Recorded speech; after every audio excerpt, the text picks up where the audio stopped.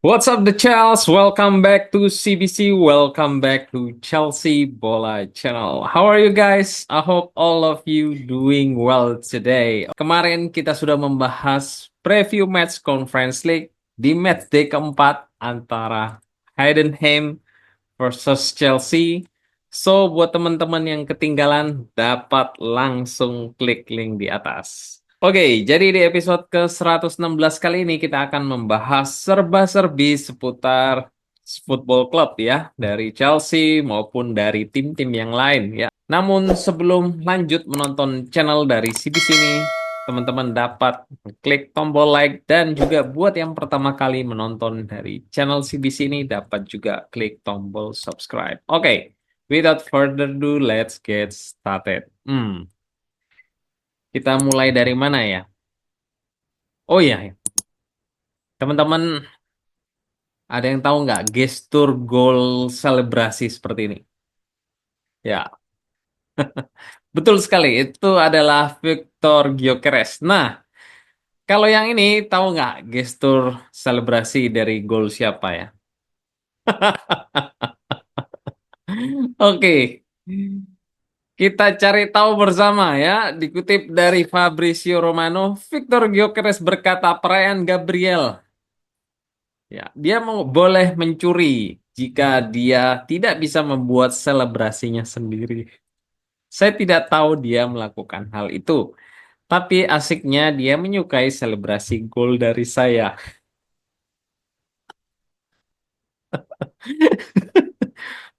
Sudah, nggak boleh gitu teman-teman ya. Kita next aja lah ya, oke? Ntar CBC ini dibully lagi sama para fans London yang di sisi utara itu ya. Oke, next dikutip dari Football Transfer. Chelsea difavoritkan untuk mendaratkan Victor Gyökeres dan siap menyetujui kesepakatan senilai 90 juta euro pada bulan Januari dan meminjamkan pemain internasional Swedia itu kembali ke Sporting hingga di akhir musim panas. Wow, very good news ya teman-teman.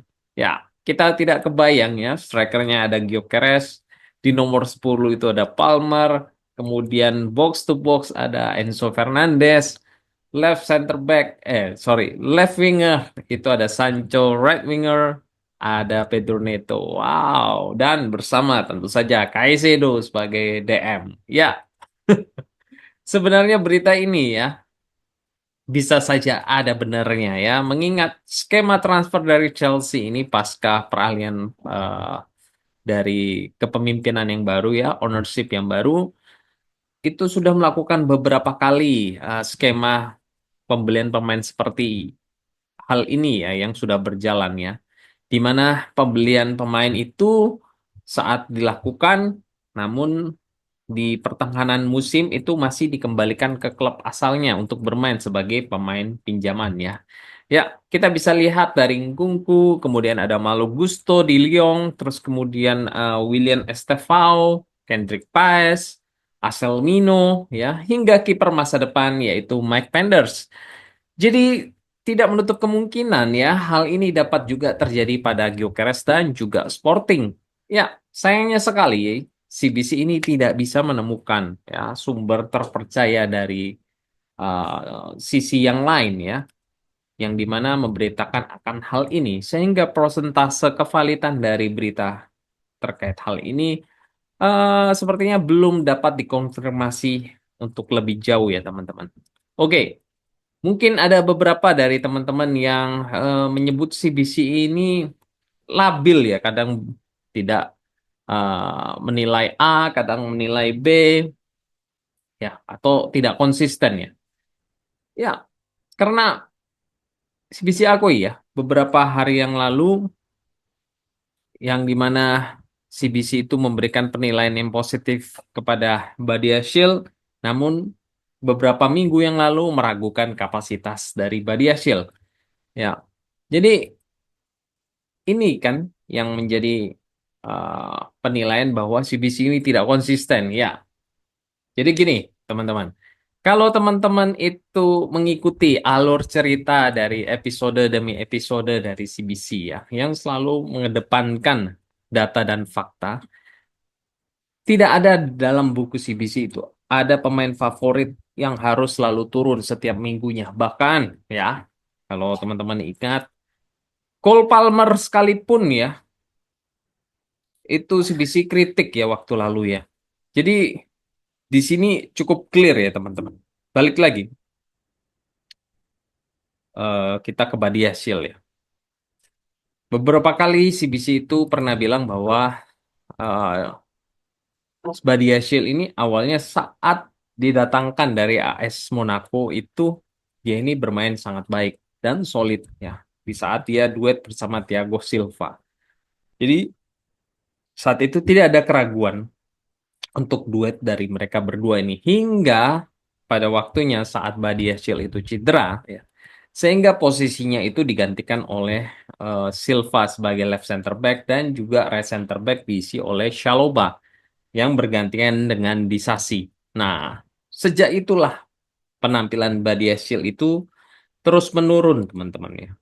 Merosot jauh sehingga ini dia terpinggirkan ya, mengingat duet Silva, Shaloba dan juga Disasi ini ya lumayan solid ya di akhir-akhir musim dari Chelsea di musim lalu. Dan di musim ini ya, meskipun beberapa kali itu dia tampil hanya di Conference League dan juga Carabao Cup ya, dengan penampilannya yang CBC rasa kurang paten ya. Namun surprisingly dia ini saat turun menjadi pemain pengganti di Premier League, contohnya di Liverpool ya, dan kemudian saat dia menggantikan Tosin dan juga kemarin dia untuk pertama kalinya turun sebagai starter. Dan dia ini luar biasa membuktikan dirinya ya. Jadi mari kita lihat bagaimana rekor ya. Jadi tidak asal omong, kita punya data dan fakta. Rekor dari Badia Shield yang dia buat saat melawan Leicester ya. Dikutip dari Bluco Milo, Benoit Badiashile mencatatkan umpan sukses yang lebih banyak 90 banding 101. Umpan sukses ke final third 17, perolehan bola yang sukses atau ball recovery sekitar 7. Successful interception ada 4 dibandingkan pemain lain manapun baik Leicester maupun Chelsea. See? Ya, inilah yang CBC maksud teman-teman ya. Saat pemain itu bermain buruk, itu kita kritik guys ya. Bahkan pelatih sekalipun Enzo Maresca, itu kita kritik.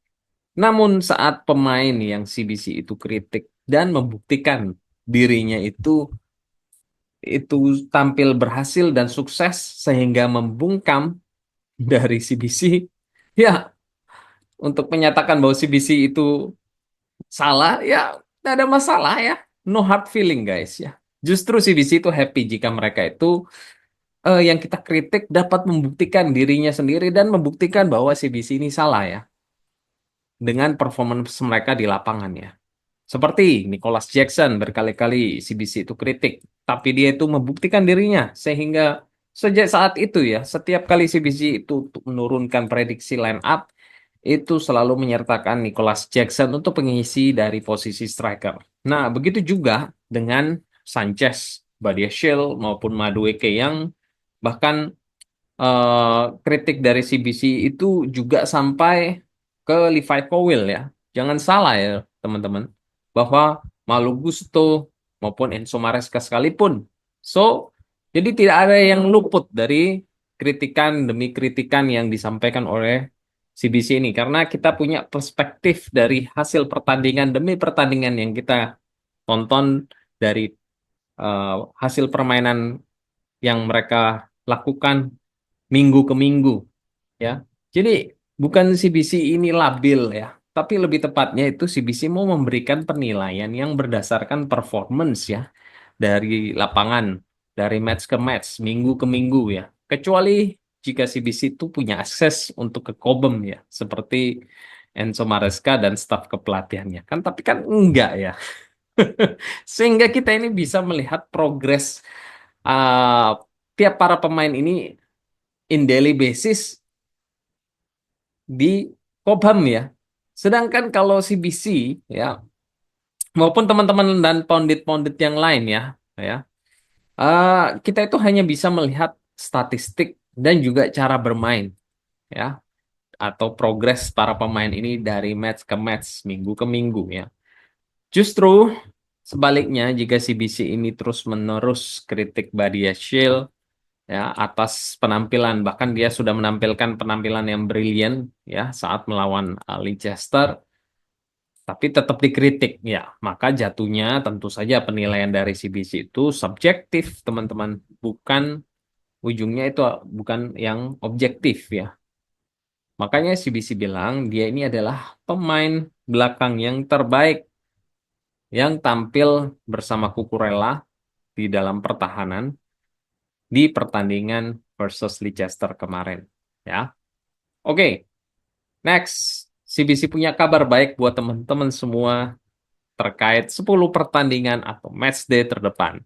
Jadi di sini kita akan melihat se- seberat apa ya 10 pertandingan ke depan buat Chelsea dan juga untuk seluruh klub Liga Inggris ya, di mana urutan ini berdasarkan rating rata-rata dari tim lawan yang berdasarkan data dari Opta Analysis.